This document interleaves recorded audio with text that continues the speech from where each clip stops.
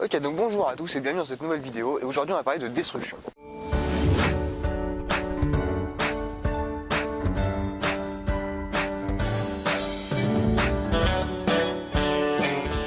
Donc les destructions, c'est un des problèmes les plus fréquemment rencontrés, c'est un des problèmes aussi les plus embêtants.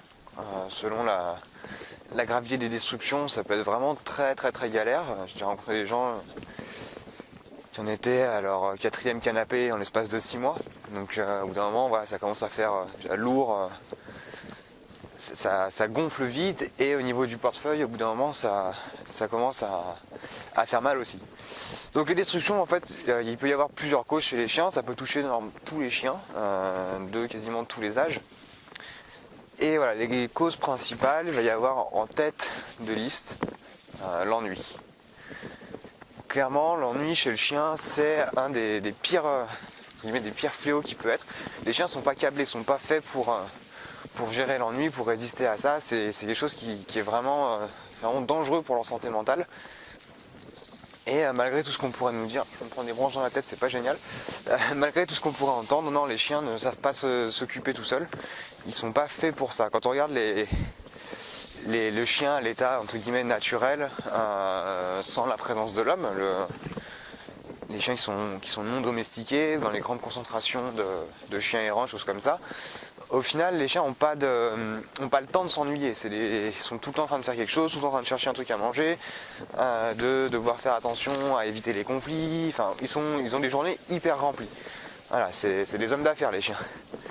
Et quand on a un chien domestique, chien de famille, choses comme ça, souvent il doit passer. Alors, encore éviter de prendre les branches dans la tête, en plus il y a des épines dessus.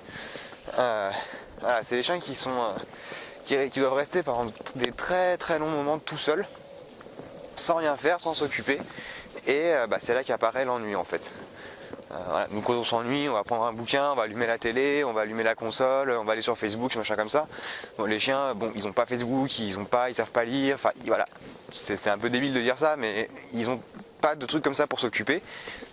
Et chez eux, l'ennui va causer un stress énorme, et c'est pour ça qu'ils se mettent à détruire. Le fait de détruire, en fait, c'est juste le fait de faire quelque chose pour faire diminuer le stress, pour contrer un peu l'ennui. Donc voilà, il va se mettre à attaquer, par exemple, je sais pas, son coussin. Je sais un peu dans la tronche, c'est génial. Hop, alors, le chien. Donc il va se mettre à détruire son coussin, par exemple, mais ça va permettre, en même temps qu'il le détruit, de pouvoir libérer un peu la pression, s'occuper, faire quelque chose, et pas devenir fou à cause de l'inactivité.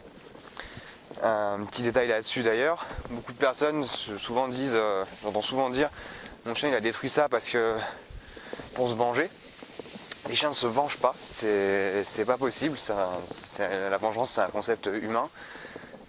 Et les chiens se vengent pas, mais souvent voilà, ça peut être, j'entends souvent dire, je l'ai pas sorti avant de partir au boulot, donc du coup il s'est vengé, il a défoncé le canapé. Alors dans cette phrase là il y a quand même une partie de... Vu que j'ai le soleil dans la tête, je vois pas les branches, c'est chiant. Dans la phrase là justement, le chien s'est vengé parce que je l'ai pas sorti, il m'a défoncé le canapé. Il y a quand même une partie de vrai. La partie de vrai, c'est pas le chien s'est vengé parce que la partie de vrai, c'est j'ai pas sorti le chien donc il a démonté le canapé. Voilà, faut savoir que beaucoup de chiens, je parle de l'ennui, ça peut être une autre cause principale, ça va être l'inactivité. Et souvent, en fait, on se dit il s'est vengé parce qu'il a fait ça. En fait, c'est juste parce qu'on n'a pas sorti le chien, on lui a pas permis de se dépenser, de vider son trop plein d'énergie. Il s'est retrouvé tout seul avec énormément d'énergie, rien à faire. Bam, il va démonter le canapé, il va démonter son coussin, certains chiens démontent les murs, les portes, les choses comme ça. Donc voilà, les chaussures aussi. Donc ça peut être vraiment, il y a pas mal de causes différentes à ça. Alors j'espère que le soleil sur le blouson, ça va pas être horrible à voir sur la vidéo, parce que je suis en train de me rendre compte que ça a l'air assez flash. Voilà. Donc une autre cause, donc là on vient de voir justement l'ennui, l'inactivité, le manque d'activité plutôt que l'inactivité, le manque d'activité. Et la dernière cause en général, ça va être plutôt pareil, c'est lié au stress toujours. Soit le stress qui amène l'ennui, soit le stress qui amène l'inactivité, le manque d'activité. Là ça va être le stress de l'anxiété de séparation. Le chien qui va se mettre à détruire quand ses maîtres partent parce qu'il gère pas du tout. Le fait de rester tout seul, ça fait une montée de stress énorme chez lui. Et il faut qu'il redirige tout ça sur quelque chose, donc il va se mettre à détruire. Voilà, on va voir un petit peu quelques solutions, quelques conseils pour pouvoir gérer un petit peu mieux ces trucs-là. Premièrement, pour l'ennui, le truc tout bête à faire, ça va être de donner au chien quelque chose pour s'occuper quand vous n'êtes pas là. Ça sert à rien de lui donner une balle ou une corde à nœud, un truc tout simple comme ça. Généralement, ces machins-là, s'il est tout seul, il jouera très très peu avec.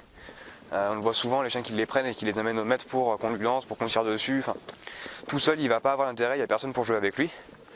Ce qui est intéressant dans ces cas-là, ça va être tout ce qui est jeu d'occupation. Alors sans faire de pub, la marque Kong c'est très bien, ça coûte cher mais c'est très bien. Moi ceux que j'ai, ça fait plus de 4 ans que je les ai, ils sont tout le temps dans le jardin dehors, toutes les saisons, été comme hiver. Il y en a qui sont passés sous la tondeuse à gazon, ils sont encore en super état. Il me semble que j'avais fait déjà une vidéo sur justement comment les remplir, comment bien les utiliser. Donc n'hésitez pas à aller la voir, je mettrai le lien dans la description en dessous de la vidéo. Et voilà, donc les jeux d'occupation, le truc ça va être de les remplir de boue. Vous les remplissez de nourriture, évitez les croquettes et les biscuits secs, les machins comme ça. Préférez les remplir avec quelque chose de mou, de pâteux, du fromage, de la vache qui rit, des rillettes, du pâté, des choses comme ça. Et pareil, n'hésitez pas aussi à les passer au congèle, enfin voilà, ce sera tout expliqué normalement dans la vidéo. Il y a juste à cliquer sur le lien. Et voilà, et ça vous les laissez à chaque fois que vous partez. Ça permettra au chien, quand vous n'êtes pas là, de pouvoir s'occuper. Et éviter que voilà, le temps qu'il passera à s'occuper de ses jouets, c'est du temps qu'il passera pas à dégommer les murs, le canapé, la télé, les télécommandes, un petit peu tout ça. Ensuite, pour le manque d'activité, là il n'y a pas de secret, sortez vos chiens. Limite ça c'est le conseil le plus utile et le plus simple que je peux vous donner. C'est un conseil qui malheureusement est très mal compris. Souvent quand je suis en clientèle et que les gens je suis face à des chiens qui détruisent énormément, souvent je leur dis là, sortez vos chiens, sortez-les.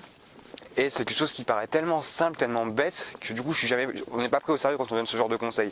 Mais sérieusement, c'est un conseil de professionnel que je vous donne, sortez vos chiens quand ils détruisent et normalement vous aurez déjà de l'amélioration. C'est la première chose à faire. Avant de dépenser de l'argent, de faire autre chose, sortez-les tous les jours, plusieurs fois par jour. Si vous les sortez déjà plusieurs fois par jour, augmentez la distance, augmentez la durée de vos balades. Ça demande du temps, ça demande de l'investissement, je sais, mais au final c'est souvent la solution la plus simple. Une fois que vous avez pris l'habitude, ça s'enclenche tout seul, vous mettez ça dans votre vie de tous les jours. Si vous avez un chien qui détruit énormément toute la journée mais qu'il est sorti 5 minutes par semaine, voire une fois tous les 6 mois, clairement sortez-le tous les jours, même 15 minutes matin et soir, et vous aurez déjà de l'amélioration.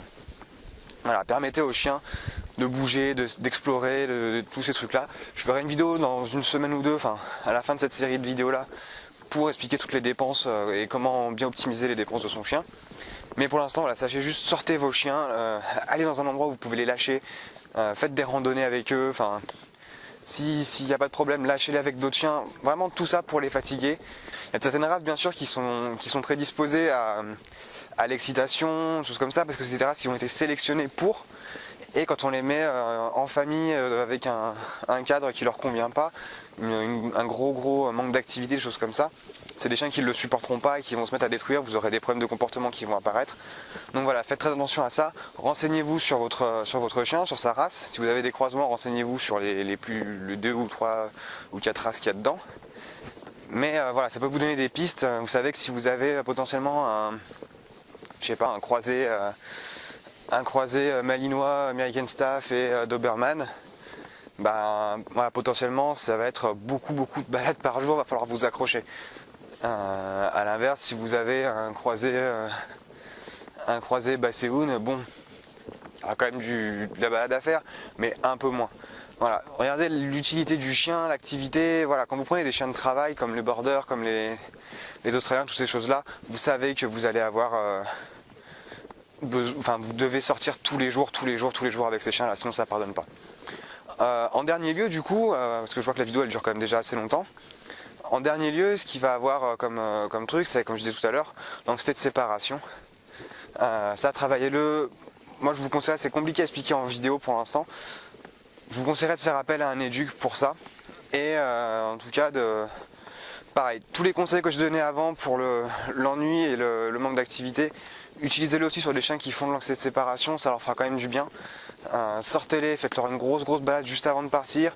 Quand vous rentrez avant de partir, vous leur laissez les jouets remplis de bouffe. Et essayez de voir, certains chiens ne mangeront pas en votre absence, mais avec le temps, partez sur des toutes petites distances, des toutes petites durées au début, et allez vraiment tout doucement comme ça.